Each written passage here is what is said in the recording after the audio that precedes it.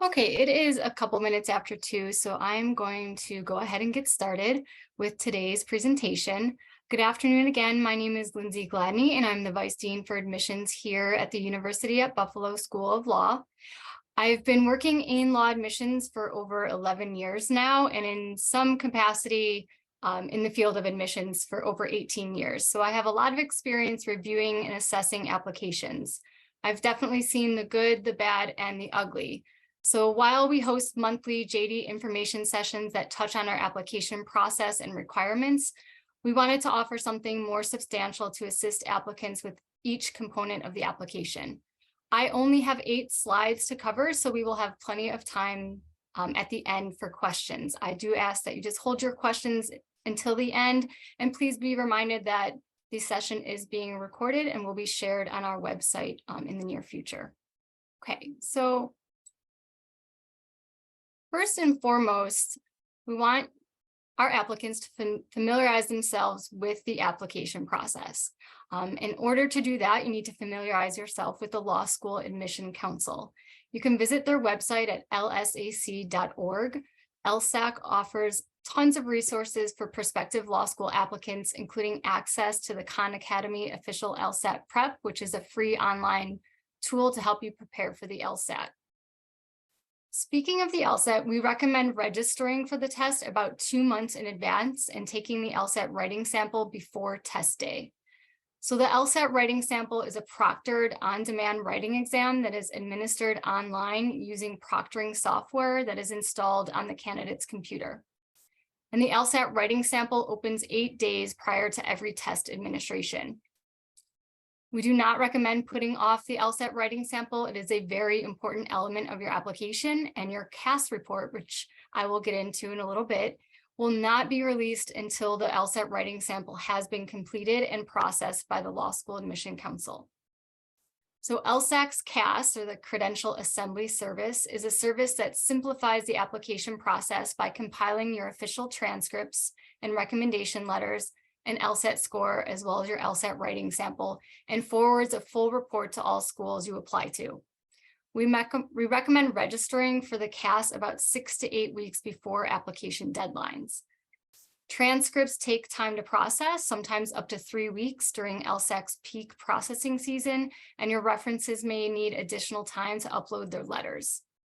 And just one note is the CAS subscription does come with a fee of $195, and that is for a 5-year subscription. And there are also CAS report fees for $45 for each school to which you are applying. So unfortunately, the application process is a little expensive. However, by attending today's virtual event, you are eligible for an application fee waiver. So you can touch base with us in the future to acquire a fee waiver if you haven't already been sent one.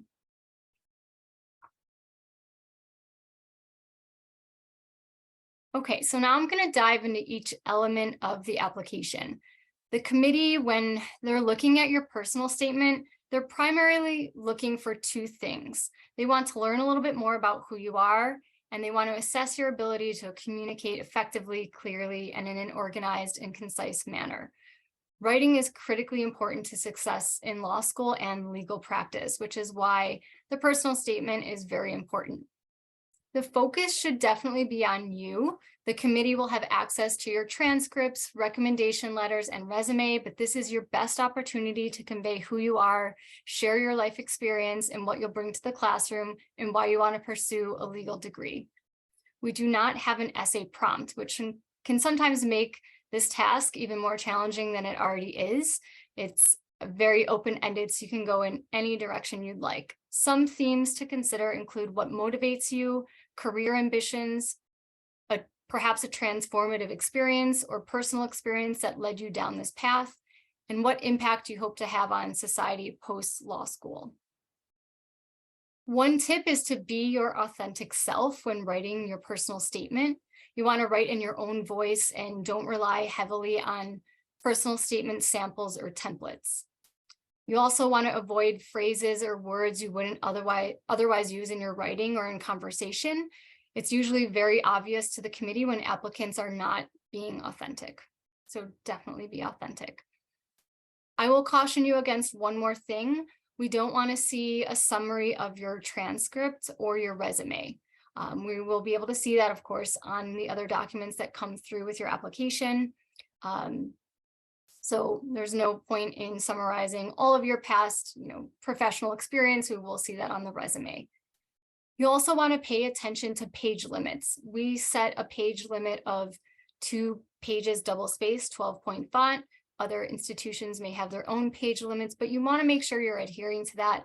The committee's time is very valuable, and so they don't, want to be reading pages and pages of your personal statement. It's also, again, a writing example, and we want to make sure that you are able to address everything in your personal statement succinctly.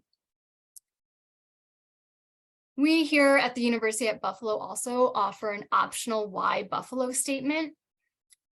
And that essay prompt asks you why you're interested in pursuing a law degree here at the University at Buffalo School of Law. Your response for that essay should be no longer than 1 page in length, double-spaced, 12-point font. You don't need to memorize this because when you embark on the application process, the prompt will give you this information as well. And we strongly recommend completing the optional Why Buffalo statement. If Buffalo is one of your top choice schools, it would be very wise of you to convey that information in your application for the committee to learn a little bit more about why you're interested in Buffalo and why you think our program would be a great fit. We also have an optional diversity statement where you can describe your background or experience and how it will enhance the diversity of the University at Buffalo School of Law. For example, examples might be based on your race, ethnicity, religion, sexual orientation, gender identity, age, socioeconomic status, academic background, employment, etc. And again, your response should be no longer than 1 to 2 pages. And this statement should be distinct from your personal statement. So you really want to ask yourself if this is a wise option for you. And if it is, if you determine that it is, then make sure you're making that statement distinctly different than what you wrote about in your personal statement. Applicants are also welcome to upload an additional statement addressing 1 or more topics if they feel the information would help put their qualification into context for the committee. Such topics include your LSAT or GRE scores, your undergraduate GPA, or any special circumstances you had to overcome throughout your education. And again, this might help the committee put all of the rest of your application elements into context. Keep in mind that any statements submitted will serve as another sample of your writing for the committee to evaluate. So you want to make sure that you are dedicating enough time to these statements to make sure it is a strong piece of your writing. Proofreading is very important as well, so please make sure you proofread.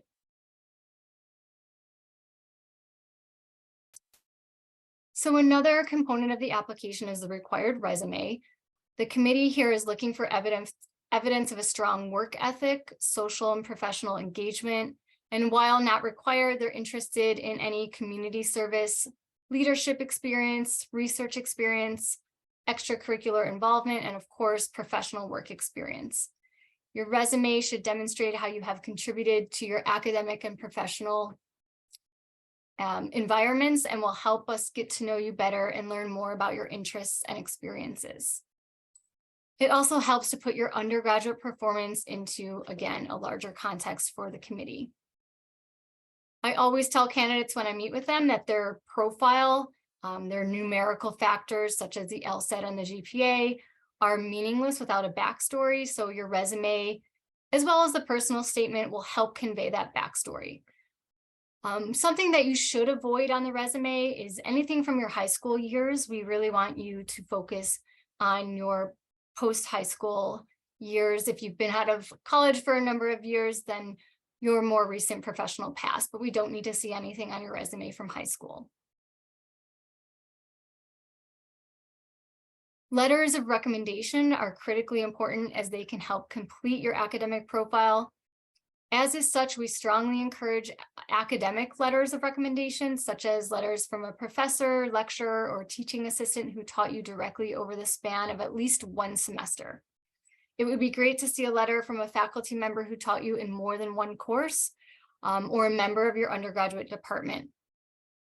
Choose carefully. So consider a professor whose class you performed well in, or who can comment on your ability to grow or develop or improve over time. If you have been out of school for more than 2 to 3 years, letters from current or former employers who know you well will suffice. Encourage them to stress your academic ability as much as your professional skills. And we get this question a lot. So what should your letters say? What can you tell your references to include in those letters? The most effective letters will highlight your academic qualifications, your ability to think and write critically, and strengths as a student or professional if it's coming from an employer. The letter may also include information about your work ethic, intellectual curiosity, maturity, motivation, leadership potential, and professionalism. All can be very important throughout law school and, of course, in legal practice.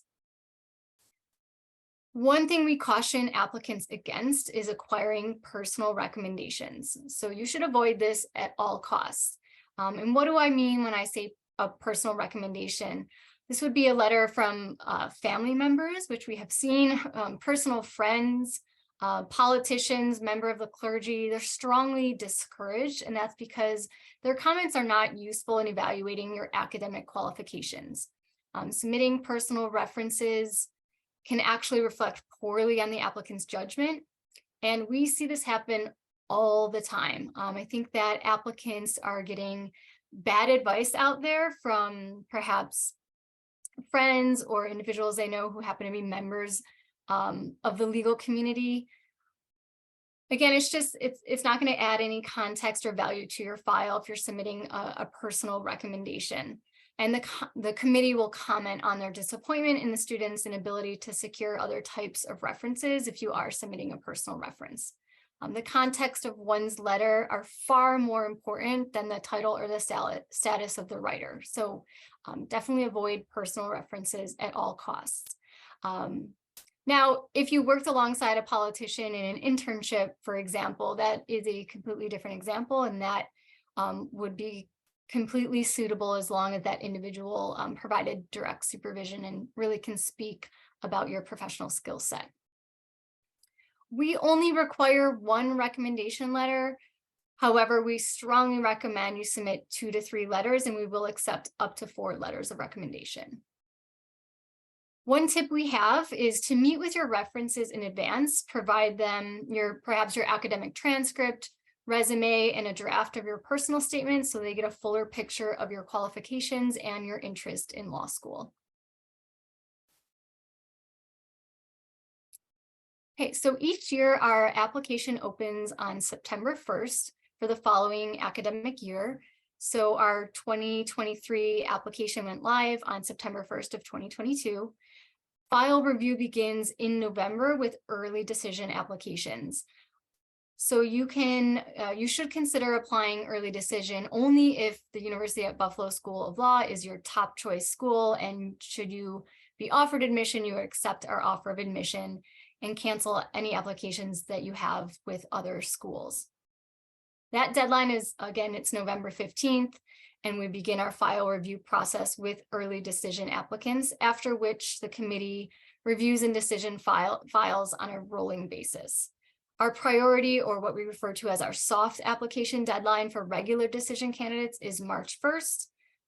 We strongly recommend submitting your application by that date if you are applying regular decision, and that is because after that date, our class begins to fill up. We begin to fill seats in the class, and we also begin to spend down our scholarship budget. So this past fall, we awarded 79% of our incoming students some level of merit scholarship. Merit scholarship, just like it sounds, is based primarily on academic merits. We are looking at your academic record, undergraduate GPA, as well as any graduate coursework you may have completed, as well as your test scores. Professional work experience, research experience can also play a factor, but we are primarily looking at those numerical factors on the application. And once we get into the spring semester, once we get past our priority deadline of March 1st, we do begin spending down that scholarship budget, which is why it is important to apply by that priority deadline of March 1st, if possible. And then our deposit deadline for students who are admitted is April 15th, unless they are admitted after that date, in which case it is a rolling deadline that will be outlined in the admit offer. We also included here a deadline if you are interested in securing housing on campus, which is typically May 1st each year. Okay, so just some key takeaways before we open it up to questions. There's no perfect equation for admission. The committee uses a holistic review process that considers each component of the application that I just covered. Numerical and non-numerical components are assessed before the committee renders an admission decision. And again, like I said on a prior slide, applicants and their numbers don't really have any meaning without that backstory, which is why your personal statement, resume, recommendation letters are all critically important to help tell that story and to give the committee a full picture of who you are before they make a final admission decision. Oh, I have one more slide before questions. I apologize. I do want to encourage everyone attending today's session to visit the School of Law. We have a robust visit program. You can meet with a member of the admissions staff in person via Zoom if you prefer to meet virtually or by phone. You can, during the academic semester, attend a law lecture, a first-year law lecture, and that's during the academic year. So right now we are still on winter break, but soon our website will have information about how you can schedule a visit to sit in on a class. We also provide tours year-round of O'Brien Hall, as well as virtual and in-person LSAT prep events. So there is the link on the slide in the bottom right to our Visit Us page, where you can learn a little bit more about how to schedule an appointment. We will also be participating in LSAC's Digital Law School Forum next Friday, February 3rd from 3 to 6 p.m. So if you do not already have a free LSAC account, you can create a free account by visiting lsac.org and learn a little bit more about their resources, including the upcoming Digital Law School Forum. But the forum does offer live workshops throughout the day. They have a virtual resource center, pre-law advisors available to answer questions, as well as an LSAC info booth if you are at all confused about the credential assembly service or how to set up your LSAC account. They can help you do that. And there are also sessions regarding financial aid, how one can pay for a legal education in the US, and also diversity resources as well. And again, that is next Friday, February 3rd. Okay, at this point, I am going to stop the screen share and open it up to questions. We have plenty of time, so you can feel free to unmute yourself and ask, or use the chat feature to ask that way as well. Okay, I see Favor, your hand is up. Please go ahead, and happy to answer any questions. Hello, Lindsay. Thank you for the opportunity to ask a question. My question is concerning foreign students or international students who intend to apply for the LLM program in UB. So I saw that as part of the admission, like the steps, I saw LSAT. So I just wanted to ask if it's compulsory for foreign students to take the LSAT exams to qualify. Sure, so that's an excellent question, and thanks for bringing that to my attention. So if you are a prospective LLM student or a prospective advanced two-year JD student, which is designed for foreign educated attorneys, then you are not required to take the LSAT. So that is a requirement for applicants to our 3-year JD program. So thank you for bringing that up. Thank you very much. And I have one more question. Sure. Are there like any GPA requirements to apply for this program, like for a prospective applicant to consider? when applying for this program, or that the admissions committee might, take into consideration? Over. Sure. So we do not, and this response can be applied to all of our programs across the board. We do not have any GPA cutoffs. We are looking at your entire academic history. So sometimes what a cumulative GPA shows us doesn't exactly represent one's academic ability. So we do dive a little deeper into your transcripts. We want to see trends over time. So that will be evaluated very closely. However, I should note that while we do not have any cutoffs, the committee primarily wants to make sure that one is academically prepared for the rigors of law school. So we do want evidence that should you be given the opportunity, you would be successful in the academic program. So the quick answer is no, we do not have any GPA cutoffs. If you were to visit our class profile online, you can see, at least for the 3-year JD program, what our median GPA was for this most recent class, which was a 3.61, but you can also see the middle 50 percentile. So you could see the 25th percentile all the way up to the 75th percentile, which shows that we do accept a wide range of GPAs.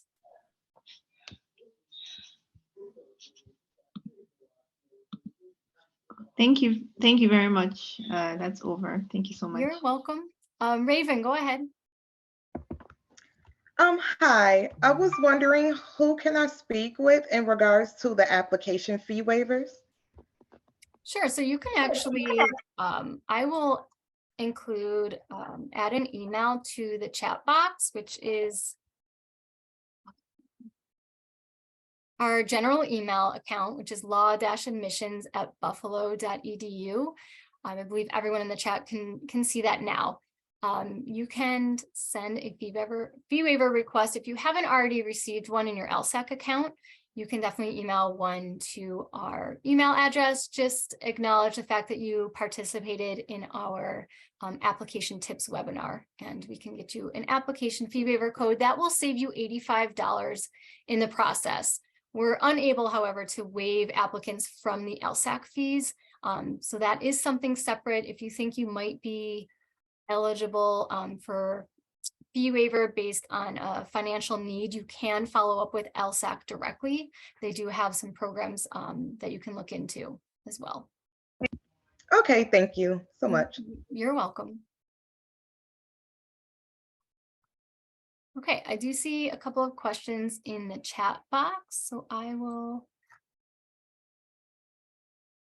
see a question. I am an internationally educated medical doctor. Do I qualify for the 2-year JD program? So unfortunately, no, only internationally educated attorneys. So if you pursued a law degree in your home country, then you would be eligible to apply for our advanced standing 2-year JD program. And the reason is because we would be able to transfer over credits from your first law degree towards our law degree program. Unfortunately, if you pursued medical school in your home country, that will not qualify you for the 2-year JD.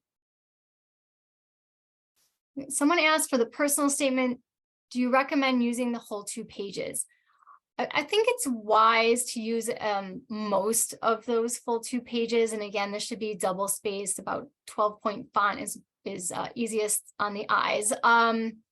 There's no, hard and fast rule that you must use the pages.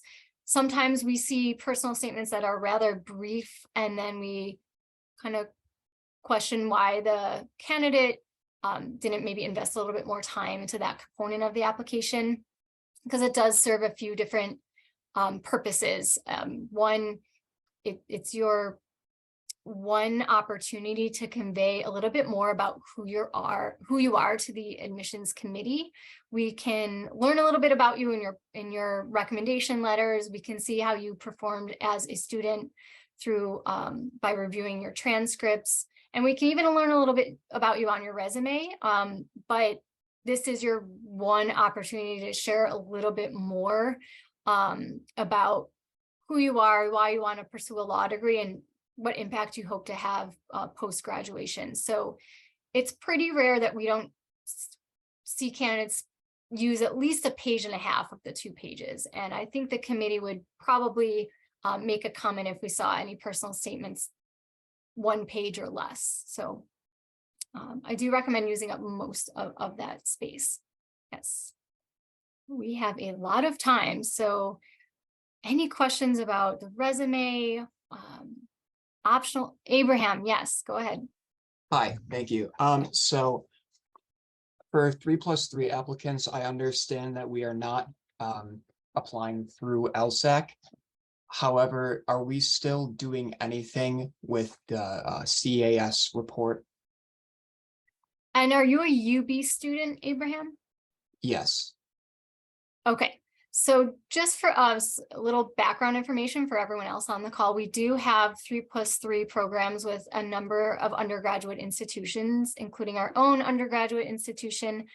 And those candidates are exempt from having to apply through the Law School Admission Council. So it ends up being a very small group of students, which is why we usually don't discuss it in sessions like this. But the answer is no, you do not have to do anything at this point beyond the progression form. Should you gain admission, that's something that will come up a little bit later down the road, and we can address that in a one-on-one conversation. But you would not have to pay any fees if you are coming through as a UB 3+3 student. And there's nothing you need to do by February 1st, which is the deadline for 3+3 students, other than submit the progression form and upload the required documents on the progression form. Okay, thank you. You're welcome. Taylor. Hi, this is kind of like a really specific question, but for the resume, like I have a bunch of friends that are like going into marketing and whatnot, and they have like a different type of resume. Is there one that like like a format I'm talking about that law schools prefer? Just or like what I'm hearing is just like the basic black and white templates are the best. That's a great question. We don't have a resume format preference. We also don't have a page limit on the resume. That was my next question. Yeah, there's no page limit. It's, you know, if, as I mentioned earlier, I would recommend avoiding including any information from high school. It's just Right. Typically not relevant. We do have a blog that a resume blog that gives samples. Okay. Is it a law school specific resume blog? Yes. So I think we can add that to the chat. And I know someone in the chat also asked about how to set up a virtual tour. So we can include the link to our virtual tour in the chat as well. But no, we do not have a preference. Now, once you hopefully enroll in law school and you begin meeting with our career services office to work on your resume that you'll use to pursue legal internships and legal positions, that will be a different story.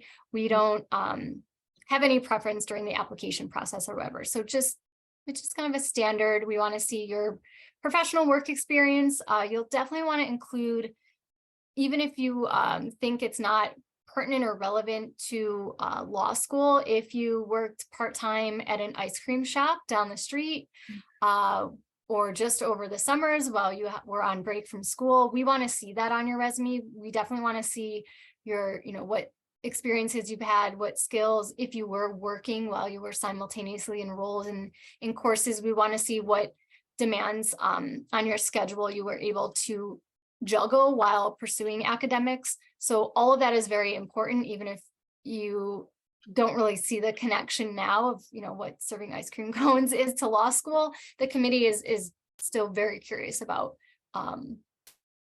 those types of experiences, and we definitely want you to include them on the resume. Okay, So thank you. You're welcome. If you were involved in student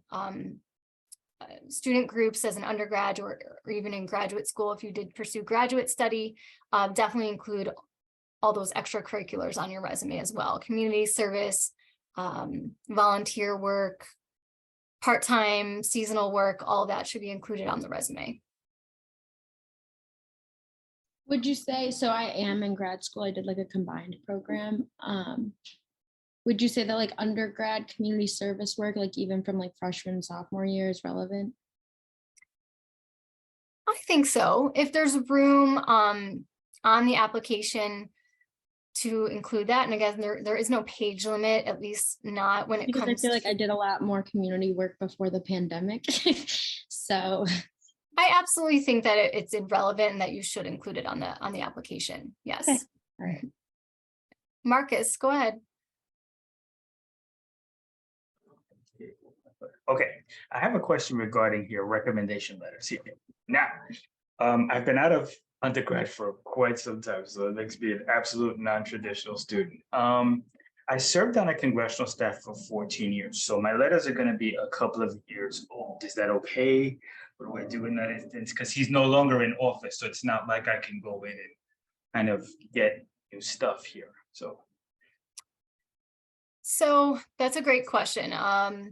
So they were written and dated a couple years ago. The is that what 21st, in 2021, they actually arrived to law service, the couple. I mean, this year. might be a good idea to reach back out to those contacts to see if they could just update the letter, even though you haven't been, working alongside the individuals since that time. It might just be a good idea. It will show the committee that you still have a rapport with your former supervisor or colleague. Well, I still have a report. It just won't come on like congressional letterhead the way the first ones are. So it's like I'm kind of stuck between right in the middle. And I think that's okay. I think it's okay if it's not on a specific letterhead. We're going to see the individual's signature, and they'll probably note, they formerly held this position. And they're going to state how they know you and how they know you and how long they've known you and in what capacity. So none of that will change. So I think it's, it's not going to make a difference. Okay. Because what I it's did not on was, congressional. because I knew it was going to be like a couple. So I created an addenda explaining why this is why this is going on. So Yeah, I mean, you could go that route, but I think it might be a better option. I'll take a shot at it. Yeah, to reach out and just have them update the letter. If I can't do that, then I'll just have to do the addenda, go the addenda route, because it's the only option I have. Because they're scattered all over the place. Once he was not reelected, everybody kind of scattered and did their own thing. So it's like, okay. So yeah, I would give it a shot, and then you are welcome to submit an addendum. Okay, that's what I'll do. I'll take a shot. I've got time to do that now, but it's kind of like confusing because it's like right in the middle, and I'm not sure what to do here. So it's like, okay. Thank you so much. I appreciate it. No problem. See, we have a couple questions in the chat. Let's see. Do you advise on the use of footnotes in the personal statement? Also, can a candidate contain all information on why Buffalo and diversity in the personal statement? So we have not seen many personal statements with footnotes. There's no hard and fast rule, against footnotes. If you believe that your personal statement would benefit from having them, that's fine. And I would say it would be pretty rare. Can a candidate contain? I think you're asking if a candidate can include information about why Buffalo and diversity in the personal statement. We have seen that. So we have seen applicants touch on diversity, like what someone might include in a diversity statement in the personal statement, and that's perfectly fine. We've also seen applicants, instead of responding to the why Buffalo optional statements, they have touched on their interest in Buffalo in the personal statement, and that's okay. It's really what works best for you. The personal statement, we do want you to keep it to 2 pages. So if you think that you might benefit from writing separate statements so that you have a little bit more room, then you might want to upload a separate why Buffalo or a separate diversity statement. But There's no hard and fast rule. And if you think you can address all of that in 2 pages, that's perfectly fine. Okay, if we apply next week, how long will it take to receive an answer? So that's a great question. Once your application is submitted and deemed complete, so we need to have every component in. We cannot, be waiting on a test score or your recommendation letter or one missing transcript. But let's say you submit an application next week, it comes through to us and we have every element in place and we mark it complete. It then goes into the queue to go into review with the admissions committee. That could take 1 to 2 weeks. Then once you're in review with the committee, the time frame is usually about 4 to 6 weeks. It can be quicker during some points of the cycle. If you are getting close to that March 1st priority deadline, it will probably take the full 4 to 6 weeks, just because our committee is very busy with files right around that time. We do see about 50% of our applications come through that final week of February and the first week of March. So it does get very busy. Is there a limit on the number of recommendations? So yes, you are able to upload up to 4 recommendation letters through the Law School Admission Council Credential Assembly Service. So we do set the limit at 4. And again, that's because our committee is very busy reading a lot of files. So I would recommend choosing who you feel will be your strongest 4 if you do want to submit up to 4. Okay, I see another question. Is a FAFSA, which is the free application for federal student aid, is a FAFSA required to be eligible for financial aid from the school, or is that only optional to receive financial aid from the government? So this is a really, really great question because it prompts me to chat very quickly about the difference between financial aid and merit scholarship. Everyone who applies for admission and who is offered admission is automatically considered for merit scholarship. You do not need to have a FAFSA on file. There's nothing you need to do. You do not need to fill out a separate application for merit scholarship. Should you be offered admission, your admission notification email will state directly within it whether or not you received a merit scholarship, and if so, the amount.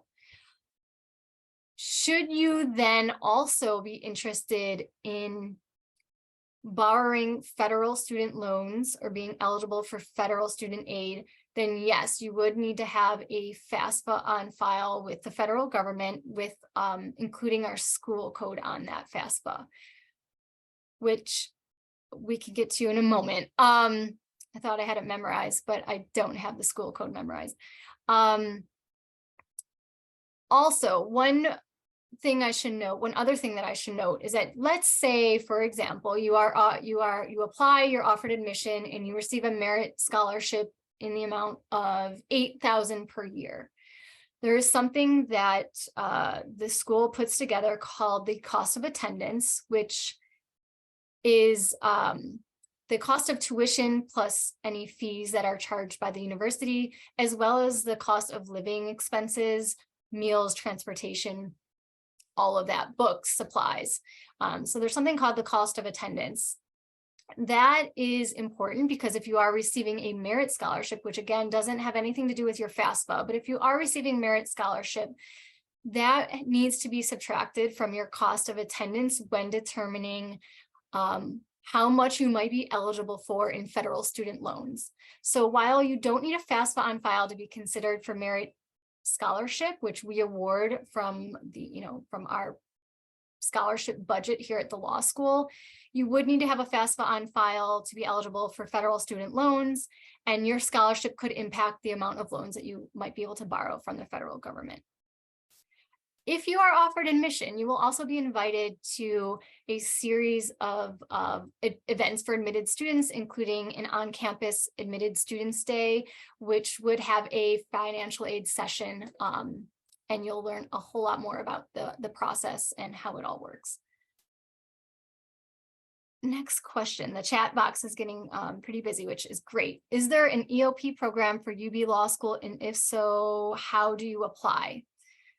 So there is something similar to an EOP program for law students, and I want to see Thank you, Kristen, for including our school code.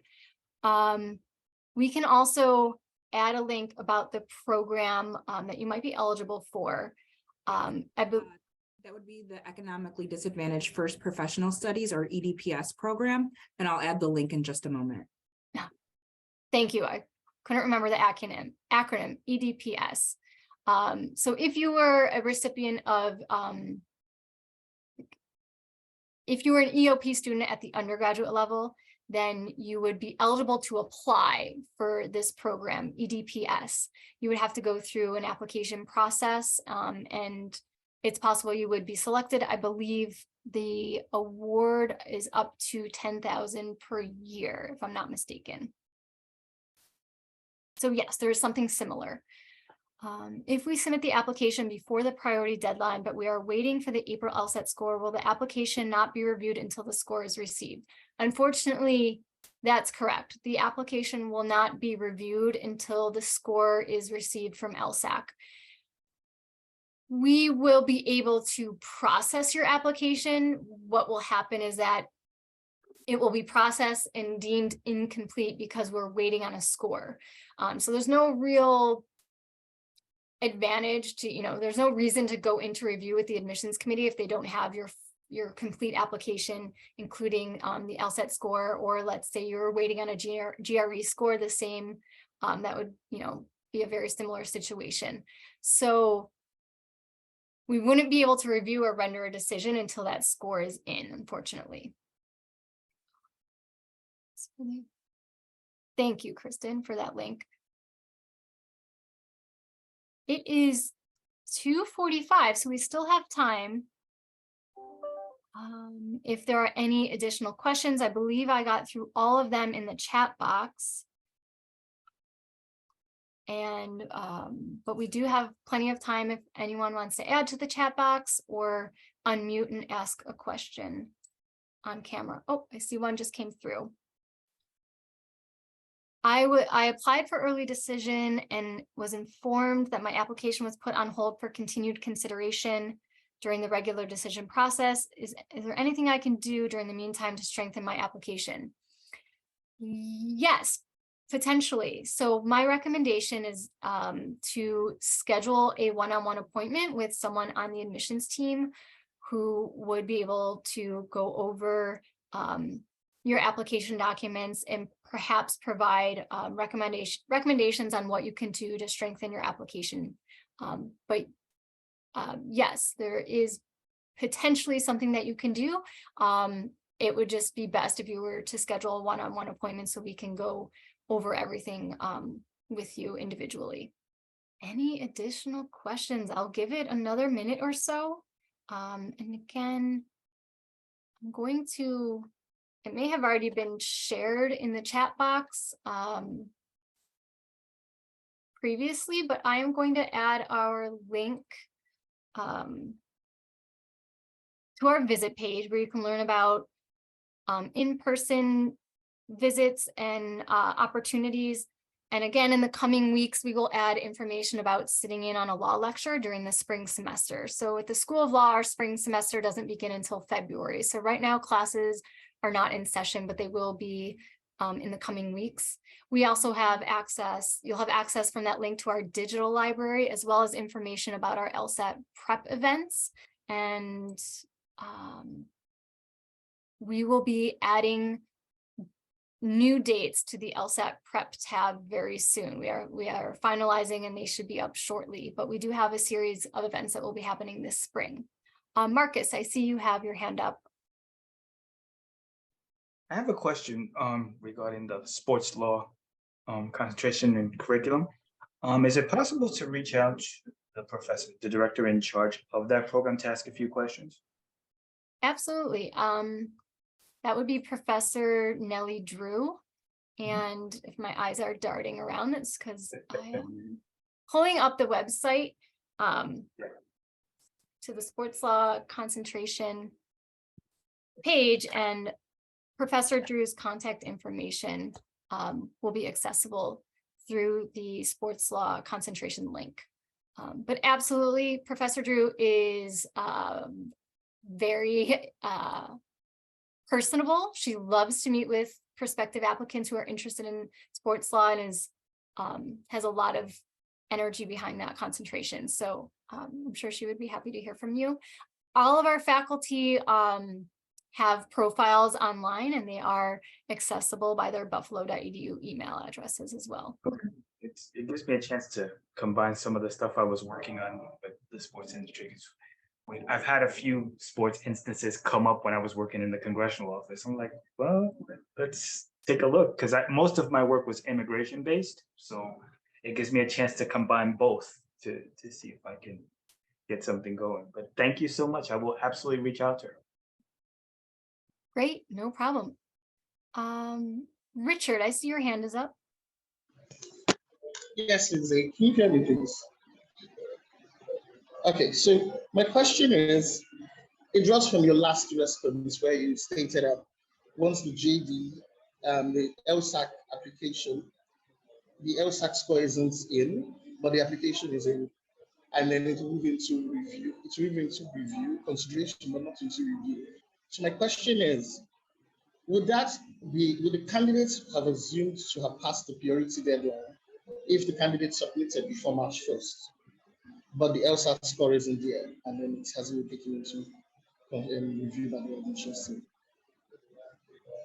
Well, I'm sorry, there's a bit of sound, background sound, so it's difficult to hear. Will the candidate So the candidate have assumed, would it be assumed that the candidate has passed the priority deadline for March 1st after submitting the application, but the application doesn't have the LSAT score? Sure. Okay, I understand. So that's a great question. We have a priority deadline out there of March 1st. And so if you submit your application and it's incomplete for any reason, such as you don't have your LSAT score in yet, we will be able to process it, but it will be marked incomplete. So the big thing about applying by March 1st, and that's just a date that we came up with that we want applicants to apply by, because it helps us. By that time in the year, we have already admitted a lot of students. They're starting to pay their tuition deposits, and our class is starting to fill up. And like I said, our scholarship bucket is starting to get depleted. So it's not like we're stamping files priority or not priority. We are still reviewing them as they come in and as they're completed. If you are taking, for example, the April LSAT, your score won't get to us, I think, and I don't know the exact date, but it might be the first week of May, if I'm not mistaken. The scores usually take 2 to 3 weeks to get to us. By that time, we have filled a lot of our class, but there's still a lot of movement that's going to happen in the spring months. For example, we lose students from our incoming class because maybe they get in off a wait list at their top choice school. We might lose students for various reasons. Typically, we're not even full by that time of the year, but there's nothing that we can do with your application until it's complete. So yeah, it is going to be sitting, and it's going to be reviewed by the committee as soon as it's deemed complete. So there's no real thing that happens on that March 1st date. We're not, like I said, we're not like marking things priority and letting everything else kind of fall to the wayside. We're still reviewing applications as they come in and as they're completed until our class is full. I hope that kind of helps to answer the question. Yeah, thank you. Yeah, no problem. I do see 2 more questions in the chat, and we do have time. So someone asked, I travel a lot and have an unpredictable work schedule. Can I visit to meet with the admissions office, take a tour, and potentially attend a lecture without an appointment? No, and the reason why is because we don't have, we get permission from our teaching faculty about having guests sit in on their class. So sometimes they have dates that don't work because they might be administering a quiz or a test. So we do really need to know in advance that you're coming. More likely than not, if you were to stop by, you could our building is always open because we are a public institution and we do have a self-guided tour. So you could, if you were just to pop in, you could always go on a self-guided tour. You could pop into admissions to see if someone were to be available.